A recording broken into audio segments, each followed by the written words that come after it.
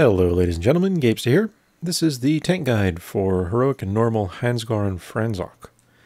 And overall this is a fairly simple fight for tanks as well.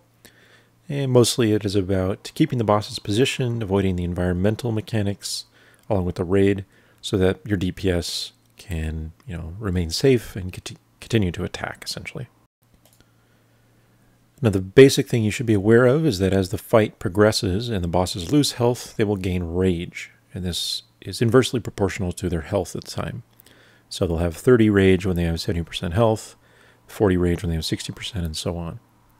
This rage increases the damage that they deal to you as a tank, as well as increases the frequency of their basic boss mechanics. Most of those mechanics you don't have to worry about as a tank, but just something to be aware of. Now probably the most important or frequent mechanic you'll deal with as a tank is Body Slam. So if you look in the bottom left of the screen there, you can see our Paladin tank has a red arrow above him. And this is the indication that he's going to be targeted with Body Slam. So for tanks, this essentially means that the boss that has leaped away from the raid, that was up top activating some of the plates during the fight, will jump down onto that tank's location, marked by a red arrow, and do a Body Slam attack.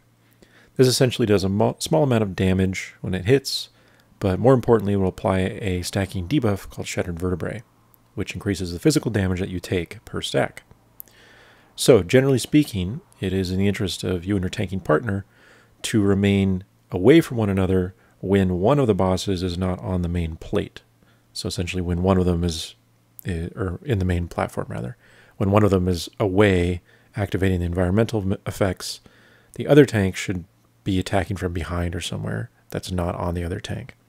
That way, when the Shattered Vertebrae hits the tank that is tanking at the time, it will not hit both tanks and debuff both of you. It's not critical if you both get hit every once in a while, but it's just going to make it more difficult to survive the damage for some of the basic mechanics. It's also worth noting that Hans'gar will use Body Slam on range players, but this is a different cooldown or mechanic from the one that he's using on tanks. This is just while he's active, he'll jump around, which you can kind of see here. This should not hit you as long as you don't stand on top of ranged or the ranged don't stand on you in melee position. The other primary mechanic for tanks to concern themselves with is Crippling Suplex.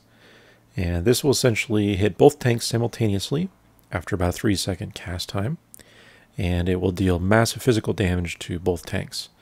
Obviously, this damage increases if you have stacks of Shattered Vertebrae, which you probably will have at least one, but hopefully not more than that. Because of that, you need to try to use cooldowns to mitigate this damage. And if you can't use some, try to get outside cooldowns from healers or other raid members. Now, it's important to note that at the time of this recording, this ability is bugged and acknowledged by Blizzard that it's supposed to be fixed in 6.1.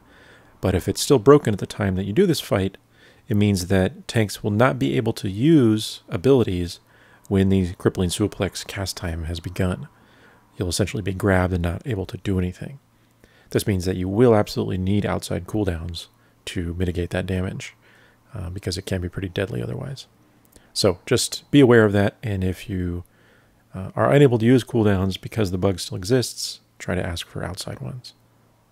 If you can time it properly and you know when it's about to be used, you can preemptively use a cooldown that will last into the actual effect, since the windup is about that 3-second period.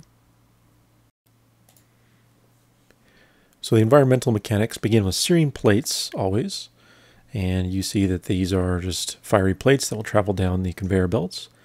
Generally, it's in the best interest of tanks to keep the bosses positioned along the center line of the room.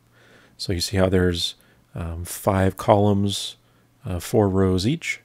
You want to be along the center line, so between the second and third rows, kind of where all those raid markers are in our room.